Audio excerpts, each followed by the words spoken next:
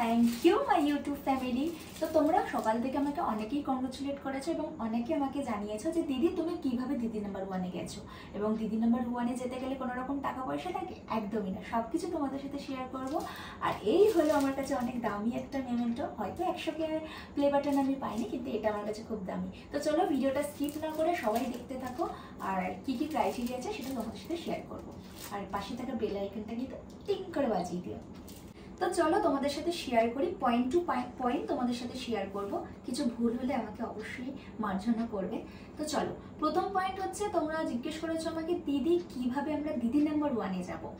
দিদি নাম্বার ওয়ানে যেতে গেলে তোমাকে ডিআরডি স্টুডিওতে যেতে হবে, যেটা রাজারহাটে অবস্থিত, এবং সেখানে গিয়ে তোমাদেরকে একটা ফর্ম ফিল আপ করতে হবে এবং সেখানে তোমার নিজের জীবন কাহিনী অবশ্যই পুট করতে হবে।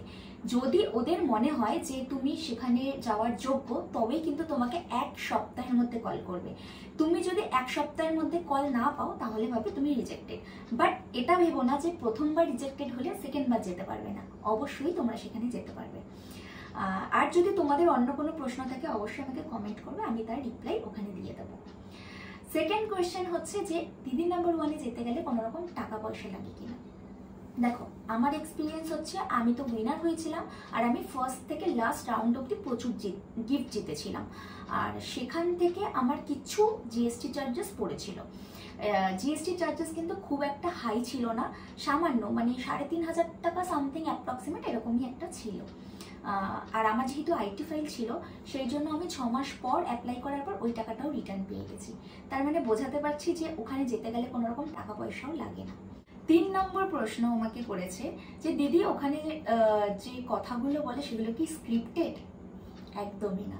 তুমি যখন নিজের জীবন কাহিনী ওখানে বলতে যাবে, ওইখানকার যে গাইডলাইনগুলো আছে ওরা সেগুলোকে খুব সুন্দরভাবে সেগুলোকে সাজিয়ে দেয়, কারণ ওখানে একটা শুটিংয়ের মতনই চলছে, তাই না? তো আমাদেরকে তো সবাইকে সেভাবেই বোঝাতে হবে।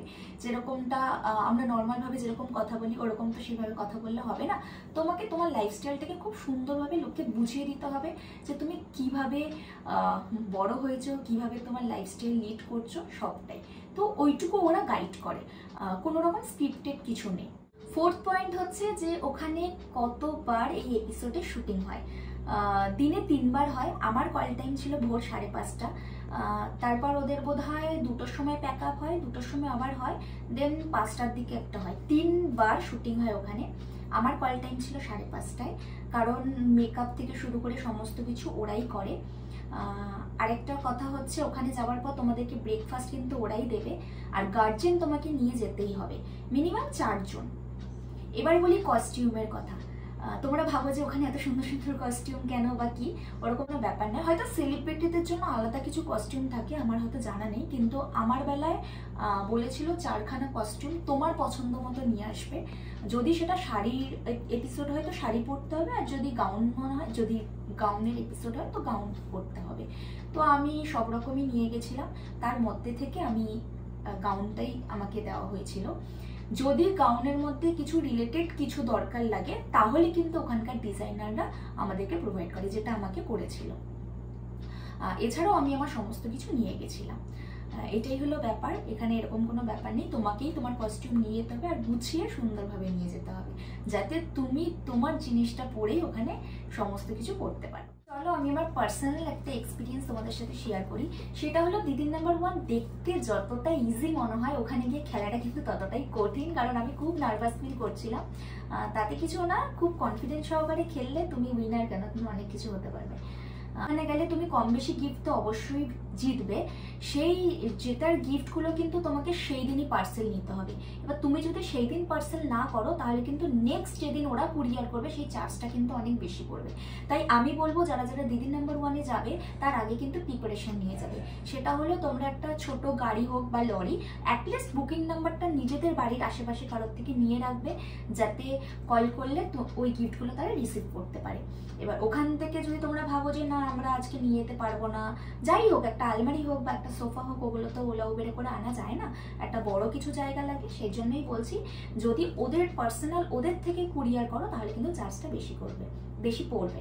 তো চলো, এই কথাগুলো বলার মাঝখানে একটাই কথা বলবো, আমি তো খেলে উইনার হয়েছি। আমি ভাবতে পারিনি যে আমি উইনার হব, কিন্তু অনেকেই আমাকে সকালে বলেছে যে এটা ফেক, এটা এডিটেড, কিন্তু বিশ্বাস করো আমি ভিডিওটা তোমাদের সাথে শেয়ার করলাম, এটা এডিটেড নয়, এটা অরিজিনাল। আর আমার এপিসোডটা হয়েছিল 2022 সালে 1 জানুয়ারিতে। মানে খুব বলতে পারো খুব লাকি আমি, কারণ জীবনের ফার্স্ট দিন মানে এরকম একটা এক্সপিরিয়েন্স হবে আমি ভাবিনি। খুব ভালো লেগেছিল। আর তোমরা যদি আমার এপিসোডটা দেখতে চাও তাহলে কিন্তু এই যে এখানে দেখিয়ে দিলাম, ওখানে তোমরা দেখে নিও। আর এছাড়াও তোমরা জি5-এ বোধহয় দেখতে পাবে। অন্য কোনো প্রশ্ন আছে বা প্রশ্ন যদি থেকে থাকে আমাকে কমেন্ট করো, আমি তোমাদের সাথে শেয়ার করবো। জানি না আমি আর এর মধ্যে আর কিছু আছে নাকি।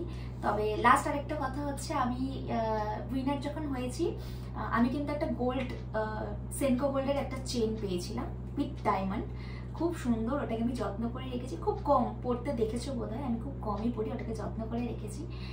অনেকের কাছেই খুব স্বপ্ন।